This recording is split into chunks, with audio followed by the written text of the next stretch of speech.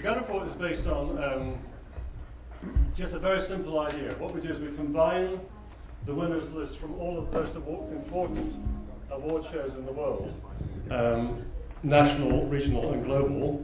And last year there was 92 shows that counted in TV and in print and in interactive and in all guns blazing, thus to establish the annual worldwide league tables for the advertising business. And all guns blazing, I'll explain right away, this is our term for what the other shows variously call integrated content and content, the more humble mixed media, innovative titanium, etc. The sponsor of the Gunn Report since the end of last year is Vodafone, and David Weldon, who is the global brand director of Vodafone, says this is because 2009 was another year of outstanding creativity from around the world, with rich learning for everyone who works in the communications industry. For those of us who try every year to do better and better, the work on view in this report is both an inspiration and an irritation.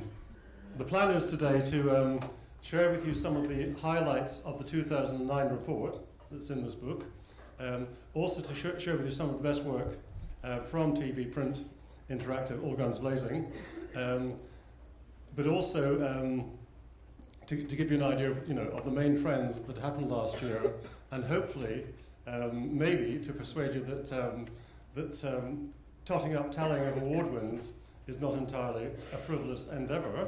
Table 5 in the Gunn Report every year is countries, and we identify and review the top 25 countries in a table in the world every year. And what I'll do to just give you a flavour of these tables, I'll show you the kind of the top part, so not top 25, but here's the top 10 countries in the world in 2009. Reading across the top, it's TV, print, interactive, all guns blazing, total points.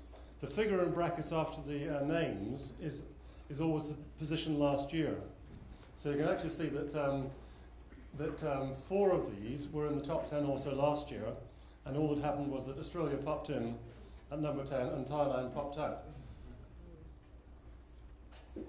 And then Japan was 5th and 5th the year before, Germany was 4th and 4th the year before, Argentina 3rd and 3rd the year before, and the top 2, USA, by a very good margin, and Great Britain. From a historical perspective, because the Gunn Report has been going for 11 years, and the USA and the UK have been first and second every year out of 11, always in that order, except for once, which was 2006, when the UK had a bit of a dream hand. Third place is interesting because Brazil had it first, then Spain took over for the next 2 years, then France took over right through to 2006 when they drew with Argentina, and for the past 4 years, little Argentina has been the 3rd most awarded advertising country in the world. In terms of trends of countries over the years, the ones that are upwardly mobile are, for instance, China especially.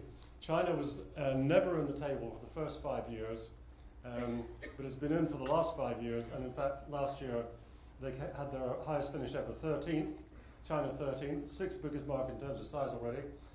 India, Belgium, Malaysia, same sort of story, and most recently the United Arab Emirates.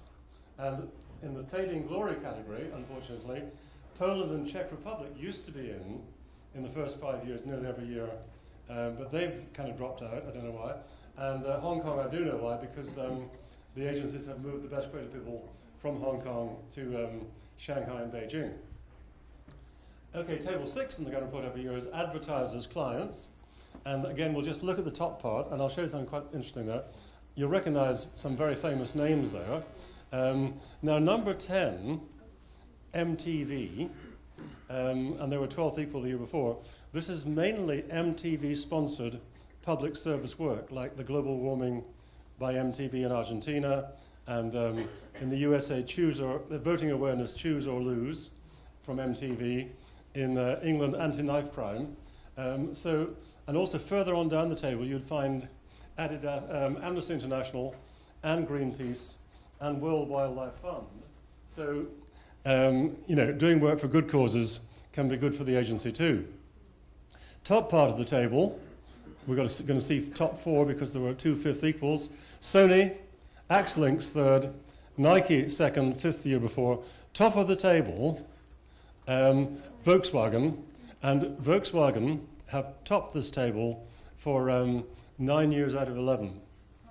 So it's very consistent so far because we saw that 9 out of the top 10 in countries had been in the year before, and I think it's Volkswagen, as we said, top of the table 9 times out of 11, and 6 of the top 10 in Advertisers were in the top 10 the year before. Most awarded advertisers in the world, 1999 to 2009, and the figure in brackets after each one is the number of years they've been in the table. So you can see that Nike and Sony and Volkswagen have been in all 11 years, Adidas, Axlinks, 9 years, etc. Now, in terms of agencies, we actually now have 2 tables. One is for agencies in TV plus print plus all guns blazing. That's one table of 50 of the top 50. We have a second table for points from interactive because half of the points in interactive are won by interactive specialist agencies, digital, I think I'm meant to call it. And obviously, if we didn't have 2 tables, they wouldn't get into the table. So this is the traditional table. Just looking from top 10 out of the 50 upwards, some very famous names to conjure with on that slide. There's Wyden and Kennedy and Fallon and BBH London, Lambert Vickers, BBDO, 9th equal, Ponce from Buenos Aires, 8th, BBDO New York, who were the winner last year, 7th, etc., etc. And here's the, coming to the top of the Del Campo, Nazca, Saatchi and Saatchi 5th, Goodby's 4th, Dentsu in Japan 3rd, Almat BBDO in Sao Paulo 2nd. The winner by a jolly good margin, 41, DDB London. And that's the 3rd time they've topped that table. And again, you're seeing this consistency thing because 9 of the top 15 were in the top 15 the year before, and the first 3 agencies on that slide have actually won this table between them 6 times. This is, yeah, I thought I should put that in. Only 10 agencies now have been in the table for the last 7 years in a row. 1 from Argentina, 1 from Brazil, 1 from Paris, 2 from London, 1 from Japan, and 4 from USA. Interactive agencies, here's the top 10. Now you see, what my point, that 3 of these are interactive specialists, Aqua and RGA and GT Inc. in Tokyo. 3 of them are in fact traditional mainstream agencies who were in the Gunn Report in the early years for TV and print, who have embraced interactive with resounding success. And it's the same in the top 4 because whereas Farfar and Bascool are specialists, second came Crispin Porter and Boguski, and top by a very good margin came Goodby, Silverstein and Partners. And again, consistency. We've only had this table for 3 years, and it's been won by Farfar and Crispin and Goodby. So the 3 previous winners are all in the top 4 last year. Now, what's going to come next? Agency networks.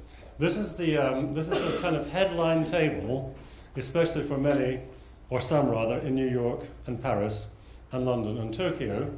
And basically, the table consists of the top 20 most awarded networks in the world for the year that was. There's 2 points I'd like to make. It's getting tougher and tougher to move upwards in this table for 2 reasons. The first one is that since 2004, we admitted the smaller networks, this previously called fledglings, into the table. So the likes of BBH, or Wyden and Kennedy, or Fallon, even though they've only got 6 or 10 offices, can sometimes get more points than a big network with 100 or 150 offices. So the fledglings have been introduced, that makes it harder. But more fundamentally, this is a very important thing, all agencies want good creative now. Nobody seems to want to be position themselves as reliable and service-driven. So the stronger got stronger, the middleweights have got strong, and some of the also-rans are getting double the points they got 5 years ago. There are no also-rans anymore among the networks. They all want to do good creative work. And I'll give some examples of that. Now, okay, we'll start in the middle of the table because we don't show bottom parts of tables. BBH got in at 10th. Y&R were 9th, up from 12th the year before, and up from, I think it was 14th the year before that. So Y&R are definitely on the move. Tony Granger is extremely awards-driven. McCann, for example, another reformed character, McCann was always like 15th or so on the table until about 5 years ago. Then they got their act together a bit and they've been in the top 10 for the past 4 years. TBWA, usually in the top 5, that's their worst year of a time, but 82 points is still pretty good. They've got the heritage of Chiat Day. They've got inspiring creative leaders like Lee Clow and Jean-Marie Drew and John Hunt. And also they've got some clients that demand outstanding breakthrough work like Adidas and Apple. And they also get the crazy brands from Mars. JWT, another reform character. In the first 5 years of the Gunn Report, their average score per year was 29 points, whereas in the last 5, their average score per year has been 79, so from 28 up to 79. Right, 5th last year, Saatchi & Saatchi, never out of the top 5 except for 1 year in 11 years, and they're pretty strong in all regions. Leo Burnett, 4th down from 2nd. They have the most offices able to win points of any network, thanks to something that Pippa mentioned, the Global Product Committee. Ogilvy had the best year ever, and they came 3rd last year, and they're the strongest network in Asia by far. DDB came 2nd last year, and they're the strongest network in Europe, and they did very well, 142 points. But look at BBDO with 185, 64 from TV, 73 from print, 33 from interactive, 15 from All Guns Blazing, total 185. Now, actually, in 11 years of the Gunn Report, DDB has topped this table twice, TBWA has topped it once, Leo Burnett's topped it once, and BBDO have topped it all other 7 times. So they've got this mantra, the work, the work, the work, and it seems to be not just a slogan, but really a way of life, and it certainly beats the hell out of the meetings, or the politics, as a way to run an advertising agency.